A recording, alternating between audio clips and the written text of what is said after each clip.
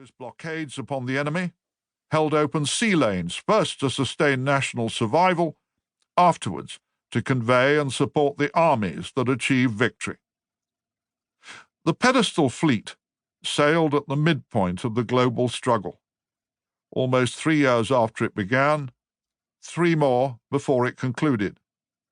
Churchill's famous "end of the beginning" speech still lay more than 3 months in the future. The Royal Navy's official historian characterizes this period as the high watermark of the flood tide of Axis success. The outcome of the greatest conflict in history still hung in the balance before the full strengths of the United States and Soviet Union had been brought to bear. German and Italian troops and aircraft controlled most of the Mediterranean littoral. Rommel's tanks stood at the gates of Egypt. The Japanese threatened India, Australasia, and the North American continent. Axis forces were on the Don. The pivotal clash at Stalingrad had barely begun. A British intelligence officer wrote of the Eastern Front, "The Germans have most things in their favour. They possess a better fighting machine."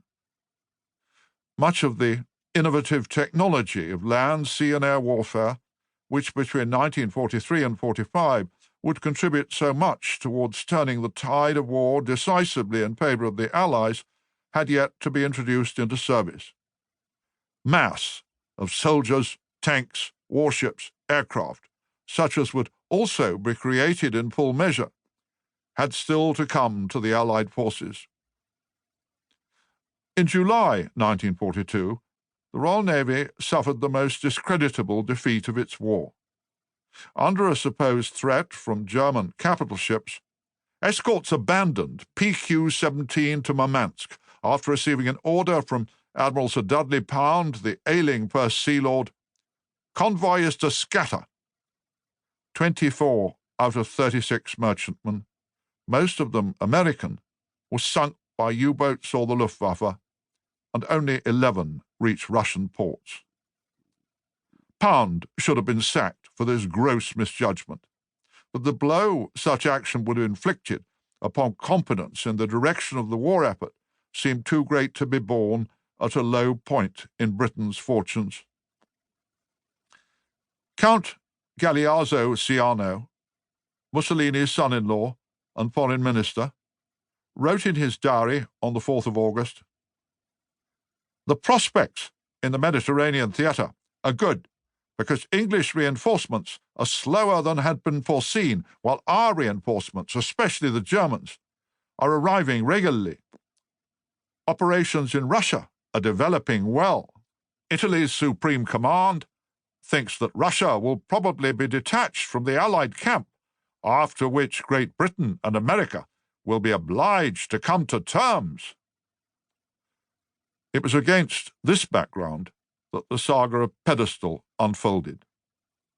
Beyond the Straits of Gibraltar, the island of Malta, less than 60 miles south of Sicily, was the only surviving British bastion in the central Mediterranean.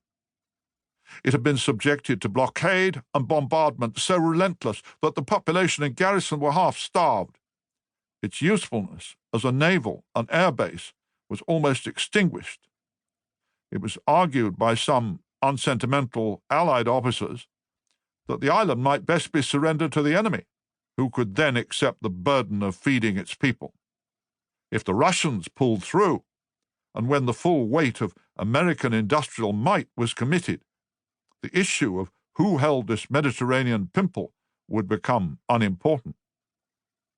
In 1940, Churchill had abandoned the Channel Islands to the Nazis as indefensible, and nobody argued.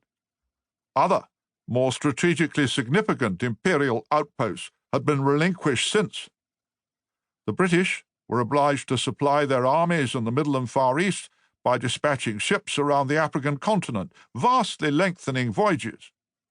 With or without Malta, in 1942, the Mediterranean was too perilous to be used by Allied convoys to Egypt. In the 3 months between June and September, 262 merchant vessels had to be employed carrying military cargoes from Britain on almost interminable passages via the Cape of Good Hope.